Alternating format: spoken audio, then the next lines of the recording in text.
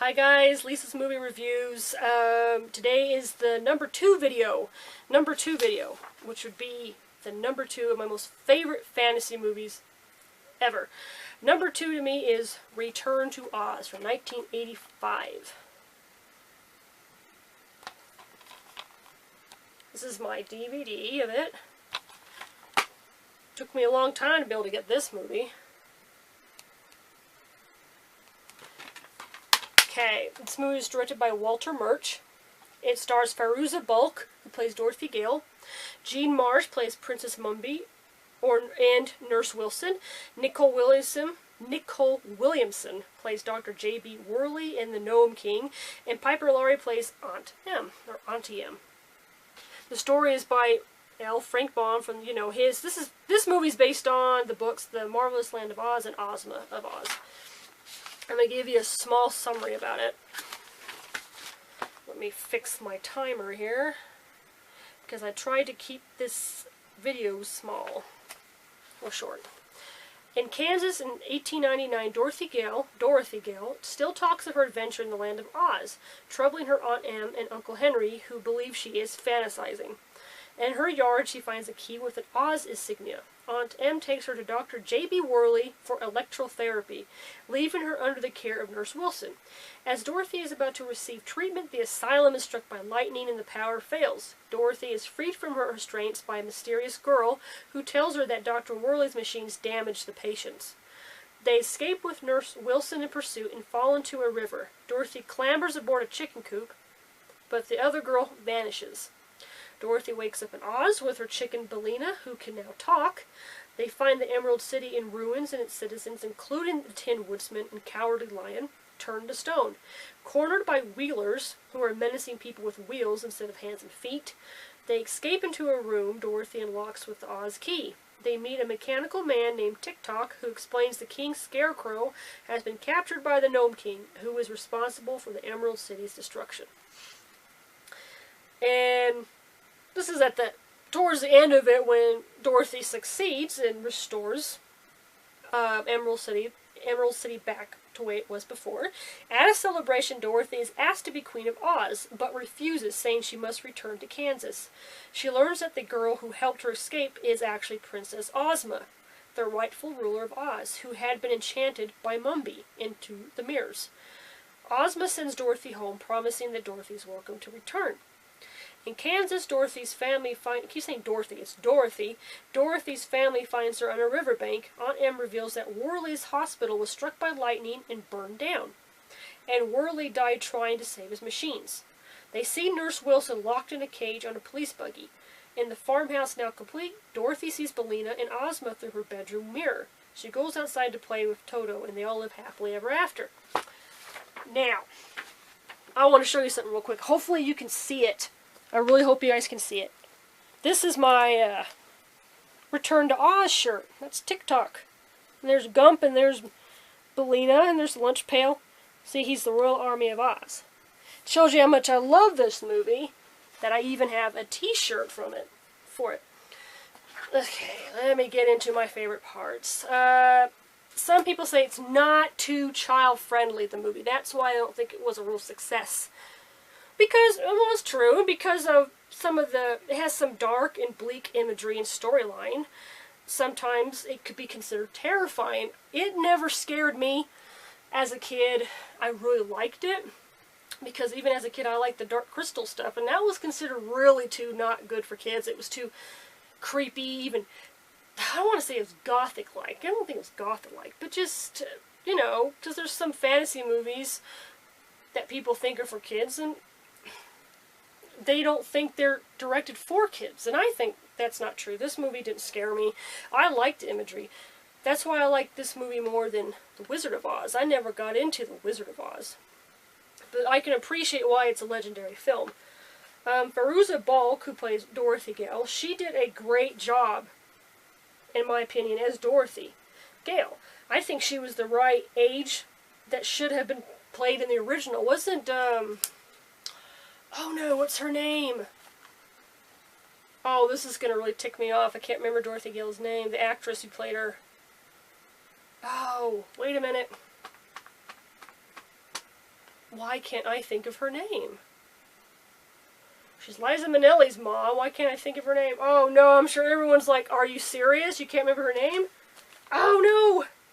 What's her name? Judy Garland. Yeah, I got it. She was, how old was she in that movie? Was she 16, 17? I think, what's that about? I think Dorothy Gale in the book was probably supposed to be like, what, 10? Am I mistaken? I'm not sure. But I think Fairuza Balk was probably like, I think she said she was 10 or 11. And I thought she did a great job. This movie, I have to tell you, as a kid, this movie really shaped my imagination as a child. I'm going to tell you some little things that, how it personally affected me. I used to think chickens could talk for a very long time. And I thought maybe I just didn't have the power of Dorothy Gale for them to talk to me like the chicken talks to Dorothy in this movie. I used to go around talking to chickens all the time in my grandma's backyard, and everyone thought I was weird. I always looked for a lunch pail tree. If you know what that is, you should. If you know the movie, you know what I'm talking about when it comes to a lunch pail tree. And I used to have a really weird fear of sand for a couple of years because of the deadly desert. I didn't want to go to the sand dunes in St. George. I was like, no, I didn't want to step on the sand. And my mom was like, what in the hell is the matter with you? It's sand. It's not going to hurt you. If it's too hot, it might burn. I'm like, no, it'll turn me into sand. You know what I mean? If you know this movie, you're probably like, oh, that's right. That was a creepy... I can see why that would scare people. Young kids watching that like, oh, the deadly desert. People are going to turn into sand. Well, I fully believed that as a kid. That's pretty sad. It's funny now, but it was sad. I mean, I think that... I love the awesome storyline. I love the characters. You know, like TikTok and... Besides Dorothy and Bellina. Let me see. I'm missing a whole bunch. Here's the cover. The Gump. See, you barely... Oh, Jack the Pumpkinhead. He was one of my favorite characters. You don't have really much of the original characters, like Cowardly Lion and the Tin Woodsman and Scarecrow. They are very, very, very briefly in this. They come back in the end of the movie. So you don't get much of them. You get new characters. Let me see. I liked the great parallels in the movie with the villains and other characters. The doctor in the movie that she was supposed to get electrotherapy from, he also plays the Nome King. And the nurse, the stern-looking nurse, also plays Mombi. The machine he uses to give her electric therapy is supposed to look kind of like TikTok here. And the male nurses are the actors who play the Wheelers. Creepy damn people, I'll tell you that. Here's one of the weird things for me I like to point out in the movie. Why was the Nome King allergic to chickens? The Nome King is made out of stone. And he has, like, stone goblins that he can control. And this is a spoiler if you haven't seen the movie, but he don't like chickens. I think he's allergic to chicken. No, they're poisonous. They're poison to gnomes. And he's about to eat Jack Pumpkinhead, and he has him about put him in his mouth because he's huge, this Nome King. And then at this point you're like, where the hell did the chicken go? Well, she's inside the pumpkin's head, and she laid an egg. She hasn't laid an egg throughout the whole movie until this one time. And the egg goes right down into the throat of the Nome King, and it kills him. So I'm like, how is chicken and eggs poison to a rock? I didn't get it. But I guess the idea was cute. I haven't read the story, though. Ozma, the one, what was it? The Marvelous Land of Oz? The Marvelous Land of Oz. I haven't read those, so I don't know if that's the same. And this right here always bugged me, and it still kind of bugs me still today.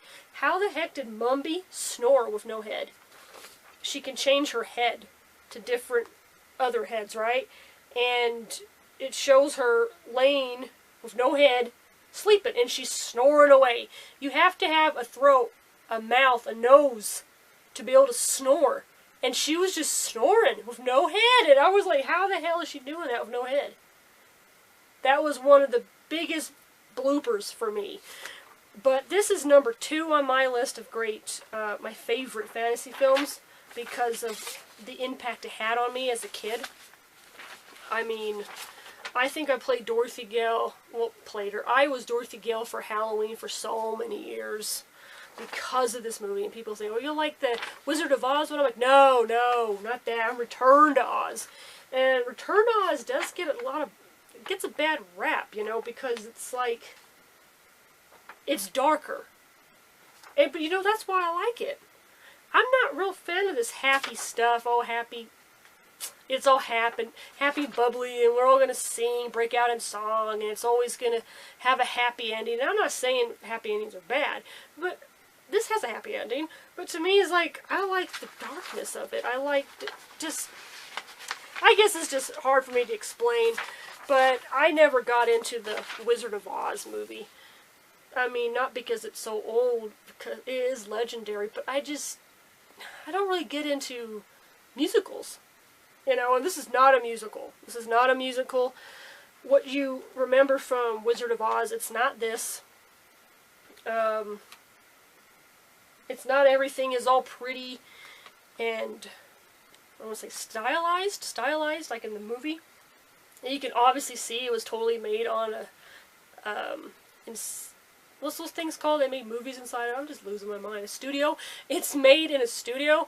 This one is made out in actual land. And I think some of them obviously is made in a studio. But the other one was so obvious. But then again, given... What year was that made? In the late 40s? Was it? The Wizard of Oz? I'm not sure. But this one was the highlight of my childhood. This movie. I don't know if this would be number 1 greatest film of my childhood. It could be Goonies. It could be Flight of the Navigator. I don't know. But this is, when it comes to fantasy films, this is my favorite as a kid. Favorite.